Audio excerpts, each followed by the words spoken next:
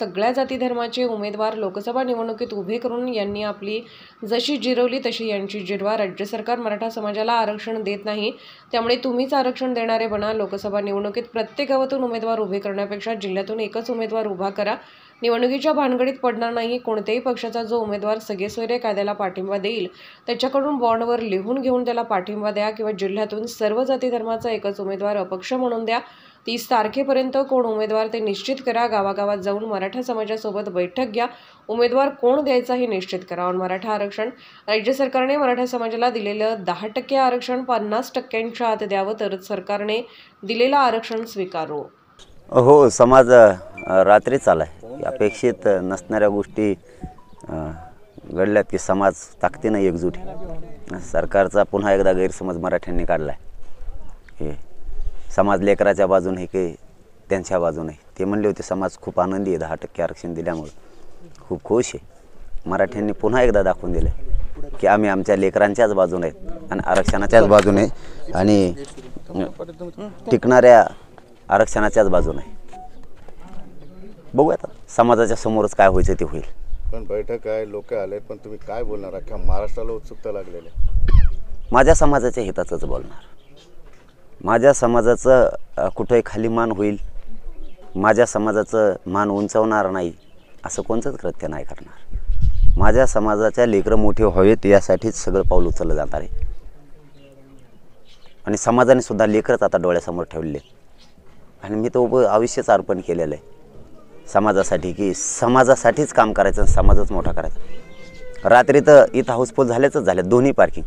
तिकडची पण 200-250 एकरची लॉक झाली, इथली बी 300 एकरची सगळी लॉक झाली. आणि 12 वाजेपर्यंत आणखीनही मराठी येणार आहेत. 12-1 वाजेपर्यंत मराठी येताना, जरी 11चा टाईम असला तरी 12 वाजेपर्यंत तसे फोन यायले की आम्हाला इथपर्यंत थांबा, आमच्या खूप गाड्या पाठीमागे आहेत. आणखी निर्णय योग्य होईल आणि समाजाच्या शेताचा होईल. तुमच्या महत्त्वाच्या मागणी बद्दल काल देवेंद्र फडणवीस दिल्लीमध्ये बोलले की गुन्हे आम्ही मागे घ्यायची प्रोसेस सुरू केलेली आहे, फक्त आचारसंहितेमुळे थोडी अडचण आहे. आचारसंहितेच्या अगोदर तर नव्हती ना. ओके पाटील, आजचे कोणते असे निर्णय होऊ शकतात की ज्यानं समाजहित होऊ शकतं? नाही तर समाजाला विचारू. समाजाच्या समक्ष काय असेल ते समाजाच्या हिताचा निर्णय होणार. समाज माझा मालक आहे, मी समाजाचा मालक नाही आहे. पण मी माझ्या भूमिकेवर ठाम आहे. समाजाला आणि समाजाच्या लेकराला आयुष्याचं मिळवून दिल्याशिवाय मी हटत नाही. कोणत्या बदनामीला सरकारच्या समोर जायची माझी तयारी, कोणत्याही जेलला जायची तयारी. आणि किती खोटे गुन्हे गृहमंत्री साहेबांनी केले रासरोज सुरू आहेत. रोज कालही झालेत, परवाही झालेत आणि थांबवले जातील असं म्हणलं जायचं. मी माझ्या समाजाच्या बाजूने आणि मरेपर्यंत राहणारे. कसे मराठ्यांचे पोरं मोठे होत नाहीत आणि करत नाहीत तेच मी बघणार. निवडणुकीच्या तोंडावर त्यांनी गुन्हे दाखल मागे घेण्याचं हे केलेलं आहे, ते लोकसभेच्या अनुषंगाने केलेलं आहे. नाही, ती प्रक्रिया लय दिसायची. भेट झाली, फोन झाला, बैठक झाली की ते प्रक्रिया सुरू होऊन लगेच मागं घेण्यात येणार आहेत. हे रोजचं चालू आहे. हे आजचं नाही, आम्हाला पाठ झालं ते. आता ते पाठ झालं आहे. आता आचारसंहिता आहे, आदर्श आचारसंहितेला आम्ही मानतो.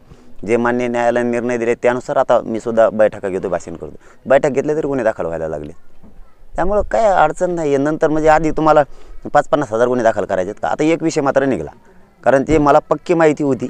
त्याबद्दल त्यांनी गृहमंत्री साहेबांनी स्वतः स्पष्टीकरण दिले की ते माझ्यावरती खात्री लायक माहिती होती आयोजकाच्या अधिकाऱ्याची, की 10-15 गुन्हे दाखल करणार. ते आणखीन माझ्यावरती 8-9 झालेत आणि तडीपार करणार राज्यात. त्यांनी स्पष्टीकरण दिलेत म्हणून त्या विषयात मी त्यांना आता म्हणणारं नाही की आम्ही तसं काही करणार नाही आहेत म्हणे किंवा तसे काही त्यांचे गुन्हे नाही आहेत. त्यांनी स्पष्टीकरण दिल्यामुळं मी बळच आरोप करायचं म्हणून करत नसतो कधीच, आणि आत्तापर्यंत केलेलाही नाही. गुन्हे मागे घ्यायचे होते तर खूप वेळ होता, कारण हा समाज बलाढ्य आहे. या राज्यात खूप मोठा आहे समुदाय आहे मराठा समाजाचा. तुम्ही ही नाराजी अंगावर घ्यायलाच नको होती. आणखीनही वेळ गेलेली नाही त्यांच्या हातात, आणखीनही वेळ गेलेली नाही म्हणतोय. मराठा समाजाने लोकसभा निवडणूक लढण्याचा निर्णय घेतल्यामुळे भाजपाची भूमिका घेतली नाही. ते काय आता त्यांचा निर्णय त्यांना माहीत, आमचा आम्हाला माहिती आहे. आता होईल, आता जे समाजासमोर काय व्हायचं ते होईल. पण मी माझ्या भूमिकेवर थांबायचे, कारण राजकारण माझा मार्ग नाही. पण मला समाजाला सुद्धा 4 गोष्टी बोलणं, चर्चा करणं गरजेचं आहे. मी समाज आणि जनचळवळ याच्याशी मी नातं तुटू देणार नाही आणि मराठ्यांना आरक्षण दिल्याशिवाय मी मात्र थांबत नाही आहे, काही झालं तरी. पण आता समाज आला आहे, समाजासमोर चर्चेत काहीही होऊ शकतं. निवडणुका तोंडावर असताना अशी बैठक घेतल्याच्या नंतर राजकीय नेत्यांची डोकेदुखी वाढू शकते आणि येणाऱ्या दिवसांमध्ये याचा काही परिणाम होऊ शकतो. म्हणजे आमच्या टायमाला डोकं दुखत होतं त्यांचं. इथून मागं गोड लागत होतं. मग आमचं काय आलं की त्यांचं डोकं दुखत. इथून मागं तुम्हाला आता भीती आहे ना XYZ मताच्या. मराठ्यांच्या मताची भीती कधी आहे? घ्यायचं नाही का त्यांच्या मताला? एवढा मोठा समुदाय असून. आणि मराठ्यांनी बी किती दिवस आता पांढरे कपडे घालून त्यात यांना एखाद बार घालून द्या काळे. चलो धन्यवाद भाऊ. मराठा बांधव त्यामुळे पांढरे कपडे घालून आता पुढे येणार आहे का? आमच्या कपड्यावर छान दिसतो आम्ही. पांढरे उतरायची ताकद आहे त्यांच्यात असं सांगायचं आहे मला. पांढरे उतरायची ताकद आहे त्यांच्यात. शेवटी जनता आहे आणि नुसता मराठाच नाही आहे. सगळेच कदारले त्यांना दिसत नाही. फक्त आता दिसू शकतं परंतु आता बघू. आता आहेच बैठक 11 वाजता त्यात तुमच्या समक्ष निर्णय होईलच.